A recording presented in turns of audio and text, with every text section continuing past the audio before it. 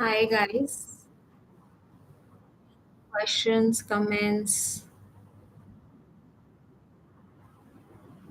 about PhD, lab life, research.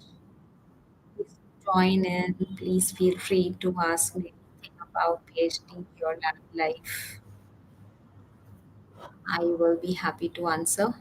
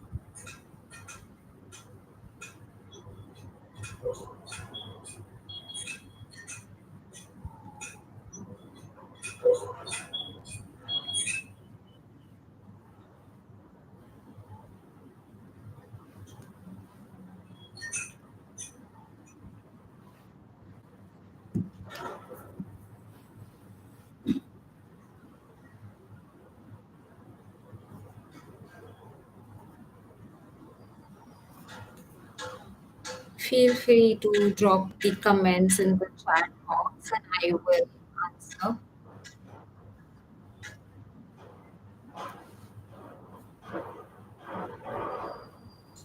Ask me anything about PhD life.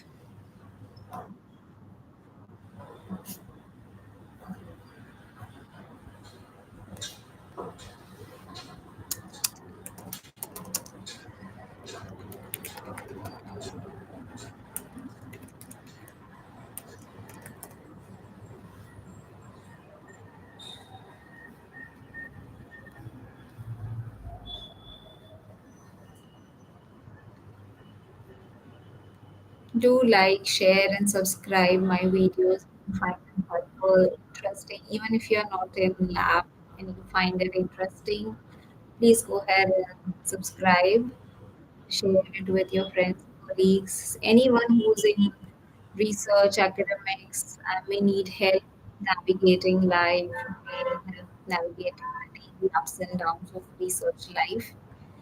You get tenuous scenarios sometimes, especially for new people. So please do like, share, subscribe. Please do forward it to your friends and colleagues and ask me any questions about how to navigate lab life. Drop them in the chat box here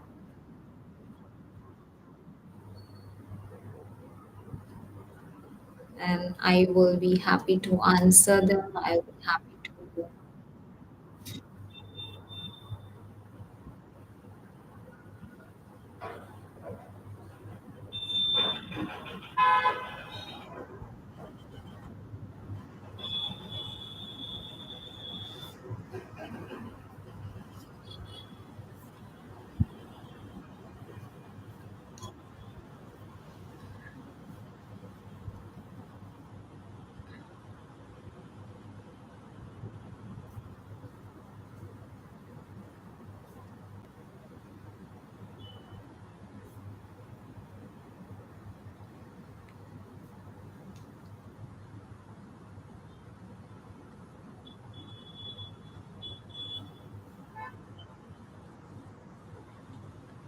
Let me know what challenges you might have faced while writing the paper or while structuring your thesis, or even if you found it difficult to identify your PhD topic, your research topic.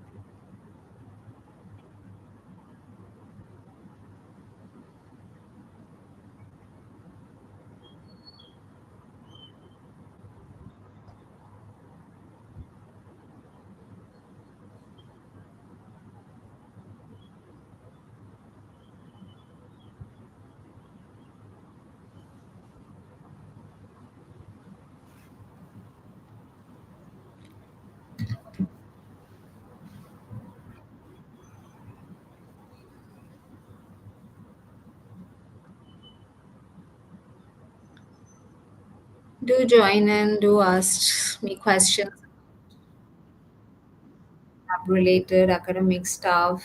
If you want to know anything about my PhD, my lab journey, my research journey, I'll be happy to share.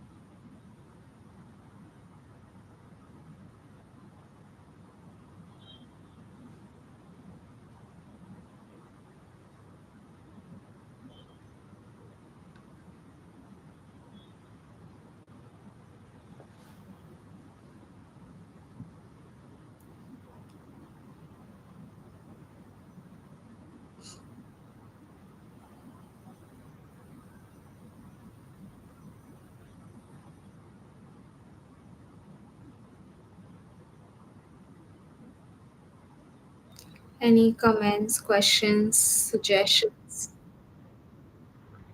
If you would like any specific topics that I should address for this channel, any challenges that you might be facing.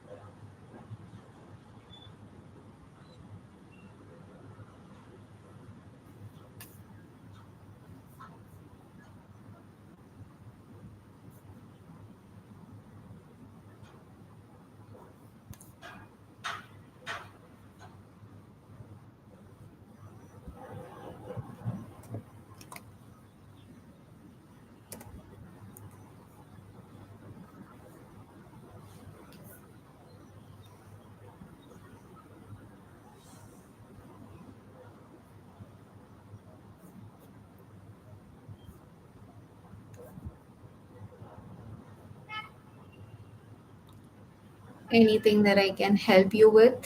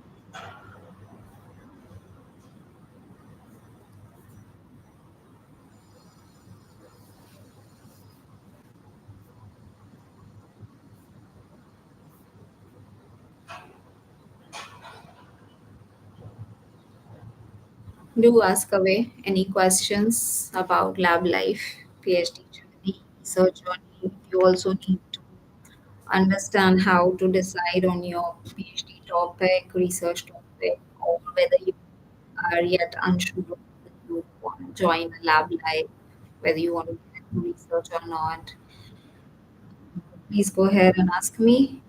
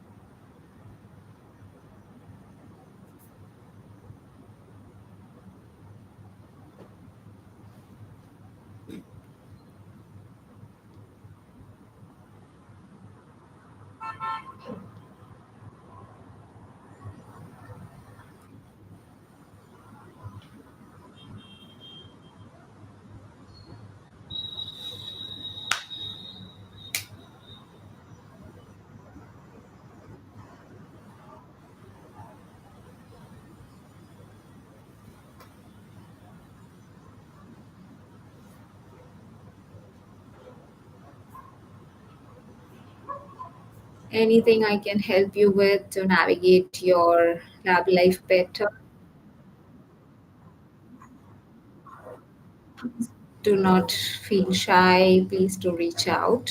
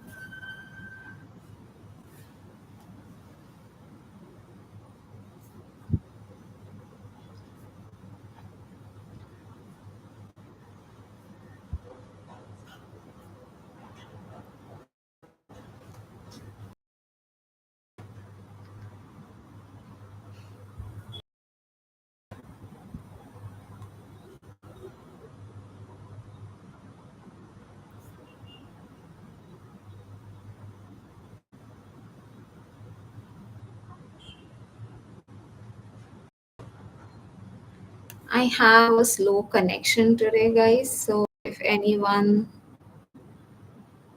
finds it difficult to reach out, just type in the chat box in the comment section, or you can even comment below any one of my videos on my channel, and I will respond in a minute. So please feel free to reach out however you need to.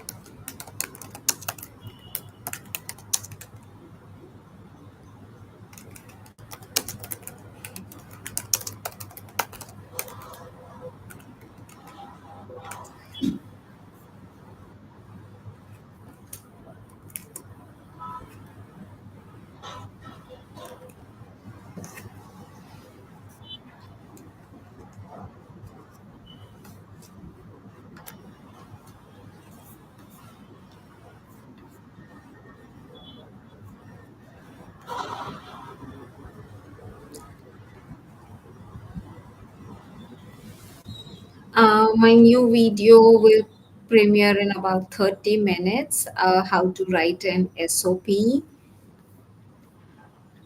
the common mistakes to avoid, and how to get into your dream college. These days, SOPs have to first bypass the AI screening. So you to have it perfectly crafted with keywords inserted at the right point. It should not be flat, generic, or by the AI. So basically, you need to have keywords that are AI friendly to pass the AI screening. I know it's ironic, but that's how it is these days. So the AI screening will flag your SOPs for the human review, that is the admissions officer, the committee who will review whether you're applying for the master's program, even program, or for job, postdoc, whatever it is. You might have to write an SOP, sometimes a short version within 500 words, and sometimes it might be 650 words to 1,000 words, and you have to justify why you want to join a particular institute and what are your future goals, aspirations, and you need to bring your personality out there. You need to convey what type of person you are and what will you gain when you join that particular institute, and how will that particular institute benefit from having you, like what would you give them as well. So basically you need to really bring out your personality in these SOPs. So they have to be crafted very beautifully. You have to avoid any mundane phrases, any repetitive stuff, anything that every student writes. Do go ahead and check it out. It will premiere in 30 minutes. It's a step-by-step guide with the four hacks that I've mentioned, and you need to also avoid the common mistakes. I have explained it in very detail, so do go ahead and check it out and subscribe to my channel because more such insightful stuff is coming up in the future videos.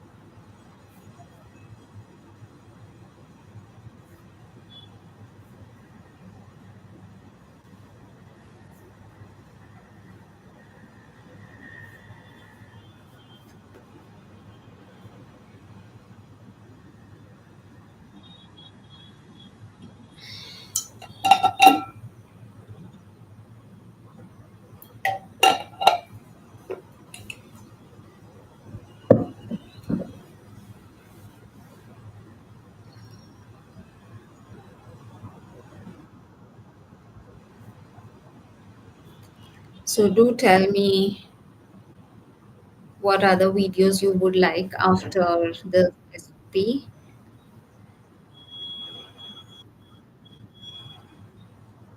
and I will be happy to address the topics that plug you the most.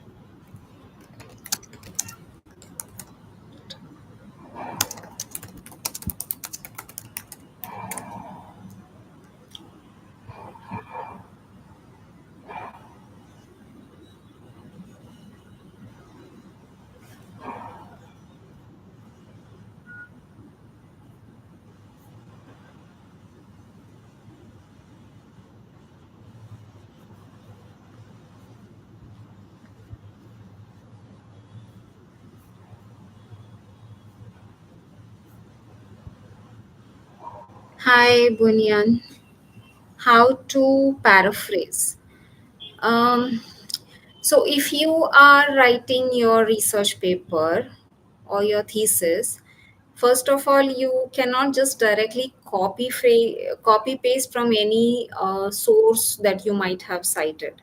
So, you need to reconstruct the sentence such that the meaning will remain ideally the same, but you need to restructure it such that you can change the words. You can put, if you're using, for example, say subjective clause or say SVO format of the sentence structure, you can change it around, bring it to object first, and use the main subject in the last part of the sentence. You can rearrange, you can rearrange the whole paragraph together. Now, what I would suggest here is that instead of just restructuring or rephrasing one sentence at a time, just paraphrase the whole paragraph at the same time. Sometimes you can just rearrange multiple paragraphs in different orders so that you have a whole different flow, but your meaning would still remain intact. And what this would happen is that if you have directly copied something from a review or from any particular source, it will completely change the entire diction. It will completely change discourse. It will become in your own words. So you other thing that you can do is first, whatever you part that you have removed from a particular thing and you think that it's very properly written, and we always have that tendency that this is very well written. How am I going to change it and make it my own? So whatever you read, just close your eyes and just think about it and write it in your own words without worrying about grammar, structure, etc. Anything. And then just keep the original source in a side and just rewrite it all in a very structured, coherent form and see how the story comes through. Now, you can definitely use tools like Grammarly, Quillbot. I'm sure there are many others. You can also use something like Jenny, etc. But what I would suggest is that use it for the suggestions on the paraphrasing. Do not copy paste it directly, because journals have a policy that you cannot have an AI to completely write it. You can only ask for suggestions and use your best judgment as to what suggestions you can accept and what you are not supposed to accept. Because they will give a lot of suggestions based on grammar and structure and rules, etc. But a lot of these suggestions given by AI tools, especially Grammarly, Quillbot, etc., cannot be incorporated into a manuscript for academic manuscript. These are mostly based on general language, general English, or business language, out of lab language. Such. When it comes to academic writing, a lot of tools fall short. So make sure that you do not copy everything directly from the AI tool. Just use it for judgment to give you examples and indications of how you can do. It's best to restructure, reorganize the paragraphs in your own style and format. Use your own voice, because every writer, editor would have different styles. I hope that answers your question, helps you a little bit. If you have specific questions, Uh, I do help professionally with academic writing and editing. Contact me on manuscript ease.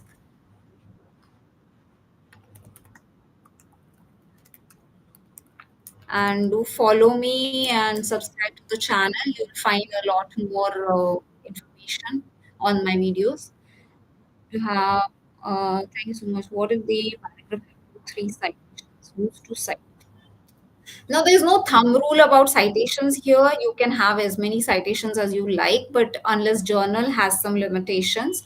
But these days, a lot of journals have a limit on, say, citing like 5, 10, 20 years or so. Some journals would specifically mention that do not cite papers older than 10 years or 15 years, unless there are some pioneering studies which have laid the foundation for your work.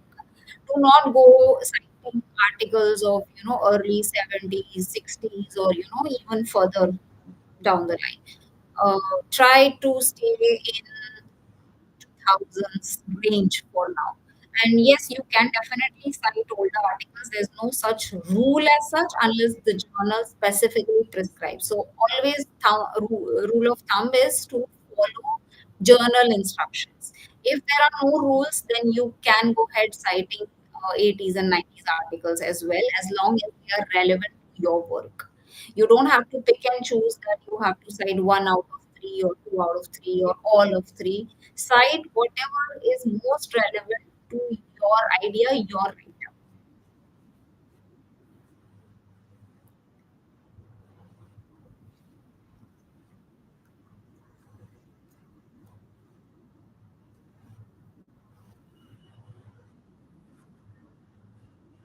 I hope that helps.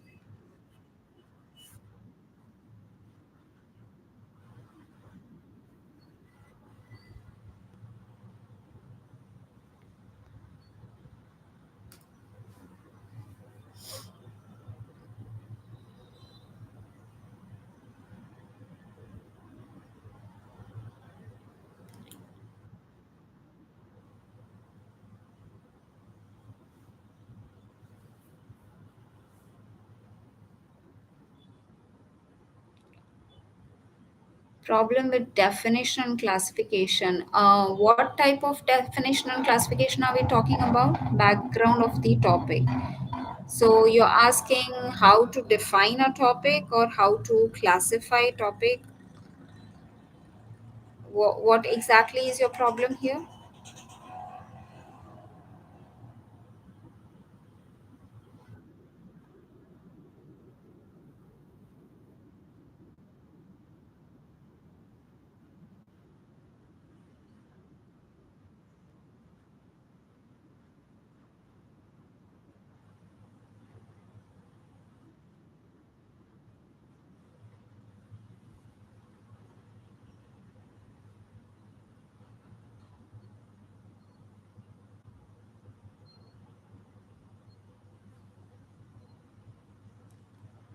Where there are many papers giving definition of the topic, for example, diseases and their classification. When there are many papers giving definition of the topic. Um, See, there would definitely be a lot of literature on any particular topic, whether it's disease or anything as such. And they would all be not identical, but definitely similar because definition for any particular topic cannot be different. Now, there would be differences in terms of recent advancements and progress in the field. And that is okay because a particular topic might be defined in a certain way 20 years earlier. And in these 2 decades, there would definitely be a lot of progress in the field, a lot of advancements in the technology. And so the definitions have been recoined. Now, a lot of years earlier, we didn't know that Earth was round, right? So it's something like that. And then when Tolstoy recommended that the Earth is round, people didn't believe it, and then the whole definition of the perspective of the globe changed. So it's like that for any particular disease, any other phenomena, any terminology. So use whatever is most recent, follow that, and always make sure that whatever definition you are adopting or you're citing has not been retracted. because sometimes especially in stem cell field, it's a hot field, and lot of advancements come out daily, but there is a lot of stuff that gets retracted back due to lack of proof of principle, lack of evidence, and lack of reproducibility. So try to stick to the most recent definitions, classifications, updates on any particular topic, because that would be very well known and would be very highly accepted in the field. But always make sure that it's not retracted and that there is acceptability of that particular definition. So cite that. Usually, 2 to 5 years is the most recent advancement. Although these days, given the development in technology, there are new methods, definitions, classifications, protocols coming out almost every day. So things change, much faster and at a much rapid pace than it used to before. So stick to anything that is as recent as you can find. That's the best advice I can give you.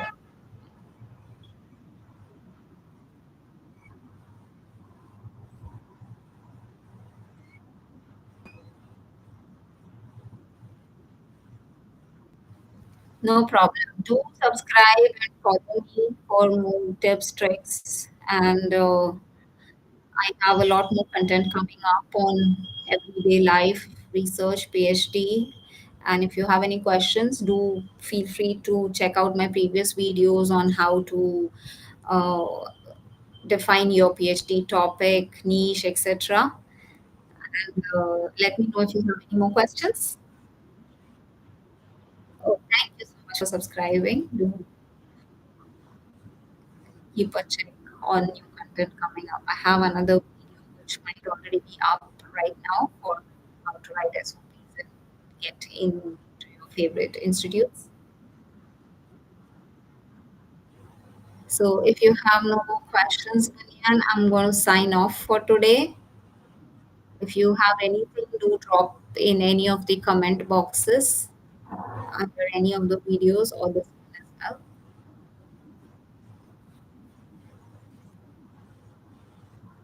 Sure, go ahead.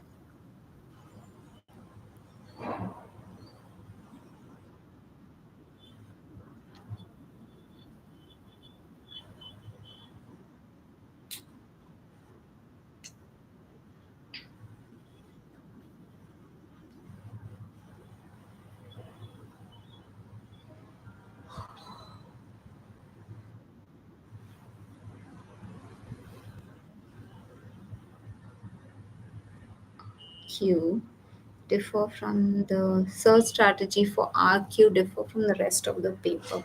Um, Search strategy for RQ, you mean research question, I believe, differ from the rest of the paper.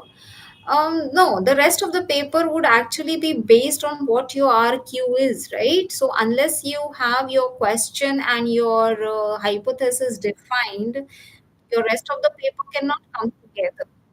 So you need to have a focused research objective, and the research objective can only be one for one particular paper.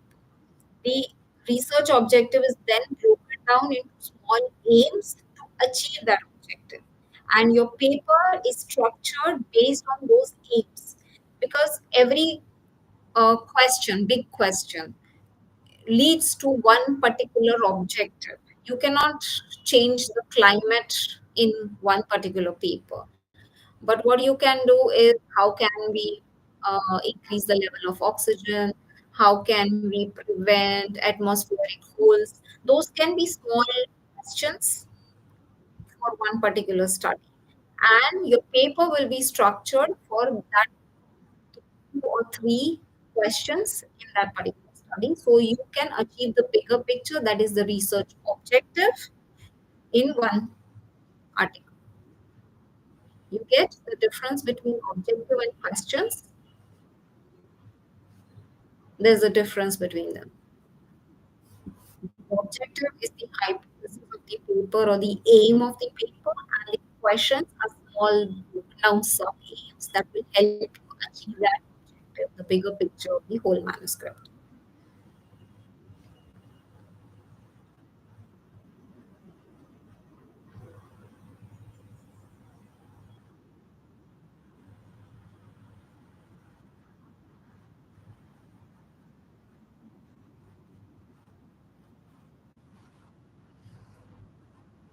Sure. So, good luck. Do feel free to drop in with more questions. I will be conducting live soon in the week, and you will see it on the community post. So, stay tuned and good luck with your research career.